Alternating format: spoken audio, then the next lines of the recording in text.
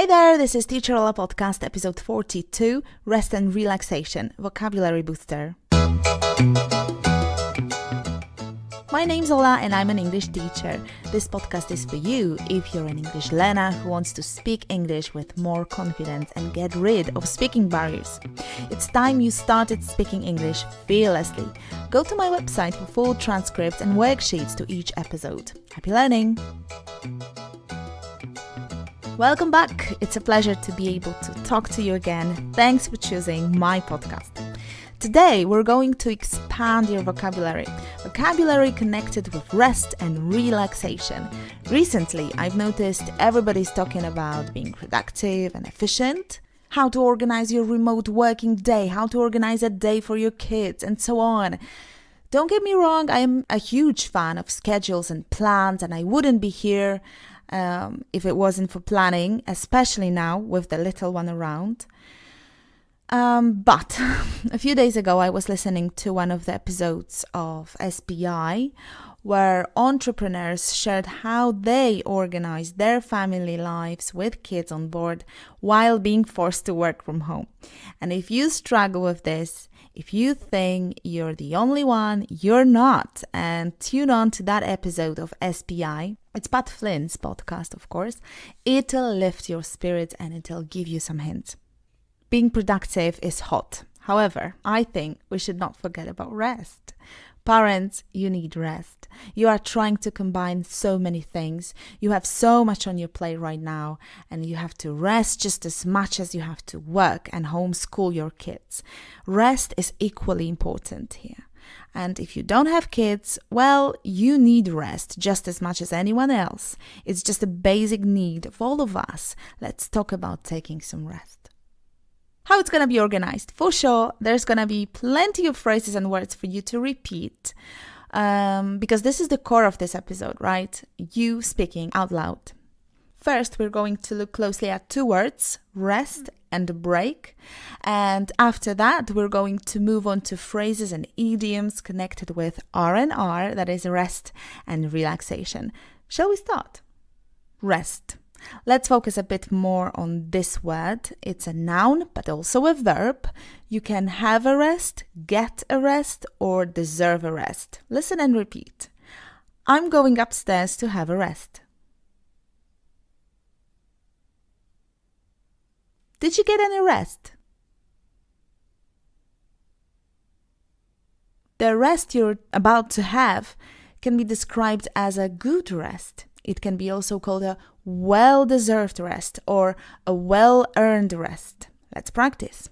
Why don't you go home and have a well-deserved rest?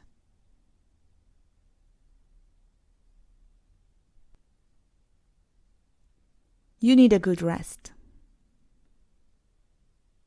You can also rest your feet, legs, or eyes. Repeat the sentence. I need to sit and rest my legs.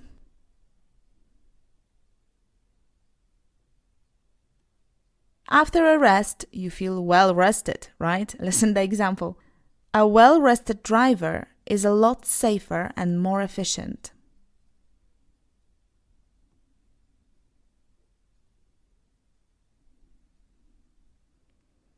How can you rest? You can rest easy. That means fully relaxed without worrying about anything. Listen and repeat. I can rest easy, knowing everything's under control.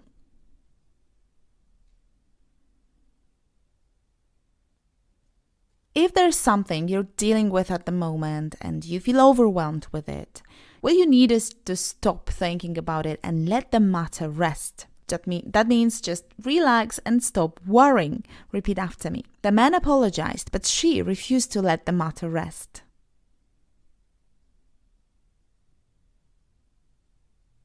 To put or to set somebody's mind at rest is quite similar.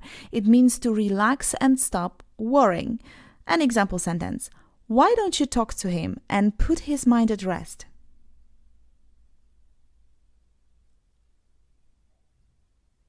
I've got two more phrases with the word rest. Listen and repeat the sentences and try to make out the meaning on your own, okay?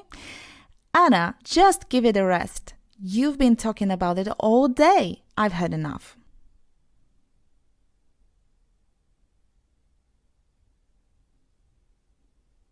What does it mean? Well, I'm certainly annoyed with Anna because she's been talking too much about one thing or one person all day. The second expression, and I know you know it, is to rest on your laurels. Oh my goodness, it's so hard to pronounce.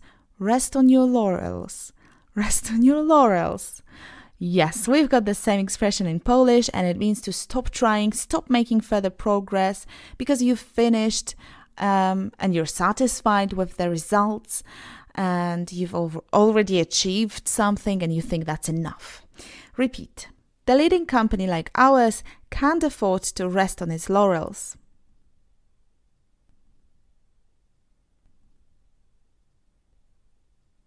Okay, my friend, and now we're going to move on to another word that springs to your mind when you think about relaxation, and it's the word break. Let's see how to use this word. What are the strongest collocations? So let's boost that vocabulary. Okay.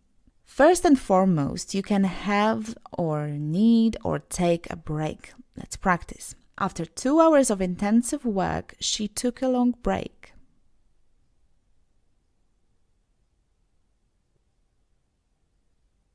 I'm sorry, I need a break. Would you like to have a break now? How to describe a break? What adjectives go well with the noun break? Repeat after me. A short break. A quick break. A lunch break. A coffee break. A tea break. A morning break. Let's now listen and repeat whole sentences. I think I'll have a short coffee break now. Do you want to join me?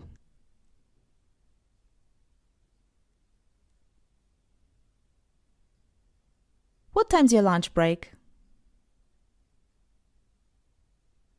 Let's have a 10-minute break. In all those sentences, a break means a short time when you stop working or doing something in order to have some rest. Now we're going to look at some other meanings of the word break. I think you can easily figure out the meaning on your own, so let's try that, shall we? Listen to this sentence. I think I need a week's break in Tenerife. She went for a weekend break for €200.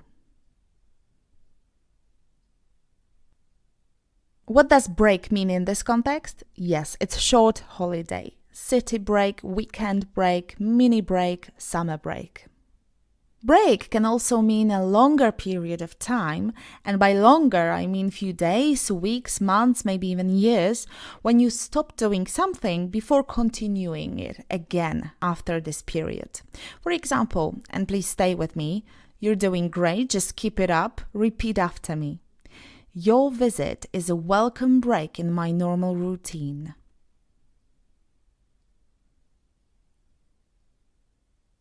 See, this visit somehow interrupted my normal routine. I'm going to come back to that routine, carry it on after your visit finishes. And this visit might take few hours, days, or who knows how long. 2 more examples. She decided to take a career break when she had children.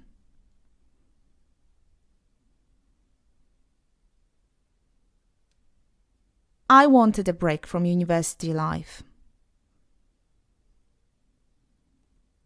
Well done! Now we're going to shift our attention to phrases directly associated with relaxation.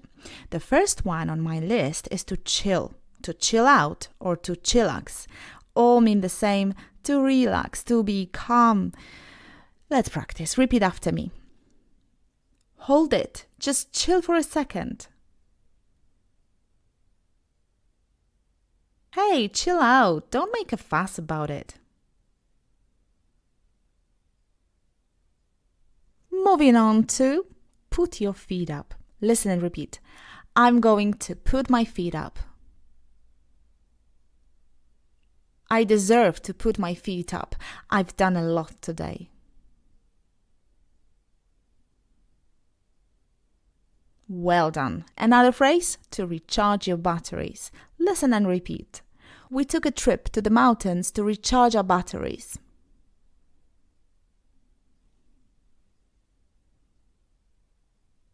Introverts recharge their batteries on their own. They have inner resources.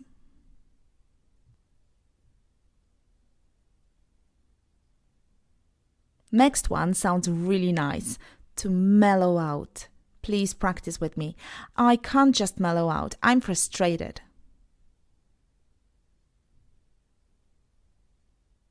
We just listened to music and mellowed out all afternoon.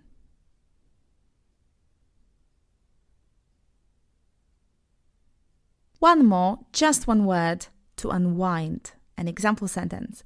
Music helps me unwind after a busy day. The following one is very refreshing, to take a breath. Listen to example sentences. I've barely had time to stop and take a breath since they got here.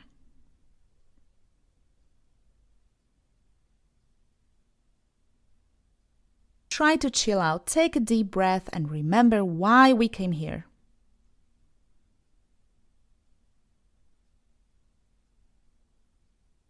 Sometimes you just want to let your hair down, and that one means to give yourself permission to behave more naturally, freely, and enjoy yourself. One quick sentence to give you an idea. At the office, we're all kinda serious. The party gave us all a chance to really let our hair down.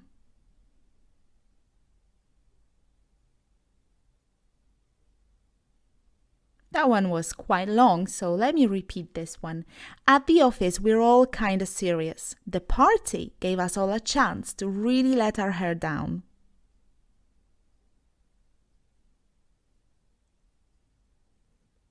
Not everybody relaxes this way, mellowing out and chillaxing. Some people need more action, please. So they are taking energy from meeting people, taking part in parties. And there are phrases for that kind of rest as well. For example, to paint the town red. It means to go out on the town, spend the whole night in bars and clubs, enjoying yourself. Listen and repeat. Tonight we're going to paint the town red.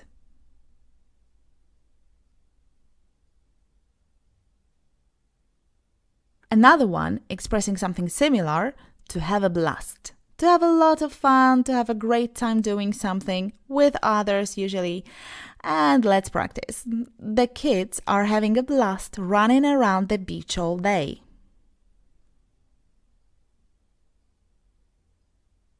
The food was good and we had a blast. Thanks for inviting us.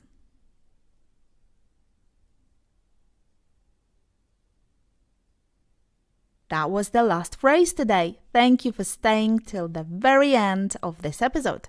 Now, you're not done yet, of course. Go to teacherola.com/42 and download the worksheet. Translate 10 sentences into English. If you think this podcast is valuable, share your opinion in the comment at teacherola.com/42 and tell your friends about me. In the next episode, we're going to learn English with Adele and her song Send My Love. Who doesn't love Adele? Subscribe to my podcast not to miss the next episode. Thank you for listening and happy learning. Bye-bye.